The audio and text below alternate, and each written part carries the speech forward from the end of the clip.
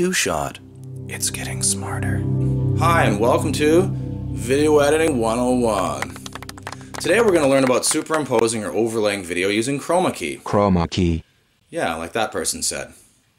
In today's lesson, we're going to see how I put Charlotte the doll, who is from the Poppy videos, into this scene here with world-famous Saudi Arabian Sophia the Robot. For this cool scene with Charlotte, we're going to have to get the correct Charlotte scene from this interview seen here with Poppy. Now, one of the advantages of this clip is that there is a solid color in the background, which does not duplicate the subject, as Charlotte is in this case. Chroma keying is most commonly done with green or blue, because they differ in hue more distinctly than most human skin colors. Sorry, no Navi allowed. Now, what I've done here is simply grab and drag the screen to the right to eliminate Poppy from the screen. Now take a screenshot, place the scene on the timeline under the original Sophia scene, which would go right over the head of the original Hansen interviewer. Next, we go to Modify and use Chroma key. This removes the background color. Nice. Now, to mimic the style of the original Charlotte interview, two things must happen. First, you will need to create a zooming out effect, which we emulate by using motion and height and width scale, found in clip attributes and keyframe. As the camera zooms out in the original interview, the subject will slightly shrink and move to the right, so we do the same here. Using motion, we have X, representing lateral movement, and Y for vertical. Now, although Charlotte's head moves down slightly due to the size deduction, we actually have to move her head up using the Y motion.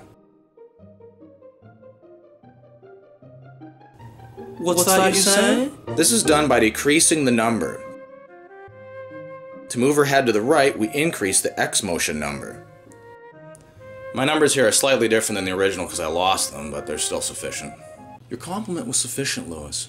Marcus Halberstam and I even go to the same barber, although I have a slightly better Tide Pod meme. Am I doing this right? Fuck, I have no idea. Look. Now you must do this here and not later in the editing process, because after the pre-production we're about to do, there will be no more of Charlotte's head left when we shrink the picture. We need to build a Doll. Next on the T from Dallas, Texas, please welcome Jordan. What the fuck? Wrong page shit. The second thing is a bit more of an advanced concept and is something most YouTubers will miss. Are you watching closely? As you can see, Sophia is the focal point of the clip and not the interviewer, hence his blurred appearance. This is known as depth of field. To recreate this little editing gem, we're gonna need to add some blur. Right? Oh, hey, it's Mark Zuckerberg. Oh no. He does all his own sound effects. Blur can be found in the effect room seen here. We then put it under the top part of the timeline to affect that video file. To do this correctly, we need to use Modify to move the blur over Charlotte's hair so that Sophia remains unaffected. So that's my pun of the day. One more little thing, it's just a tedious, purely optional, meticulous detail. I decided to move the blurring down from 4 to 3 from the beginning to the end of the clip of the subject, the hair, because it's moving into the focal point. So make sure to hit that like button and subscribe, and hopefully you'll enjoy more two-shot videos. That's it.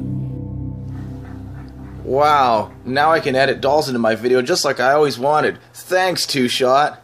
But I'm real thirsty right now. What should I do? Whoa, look what I found.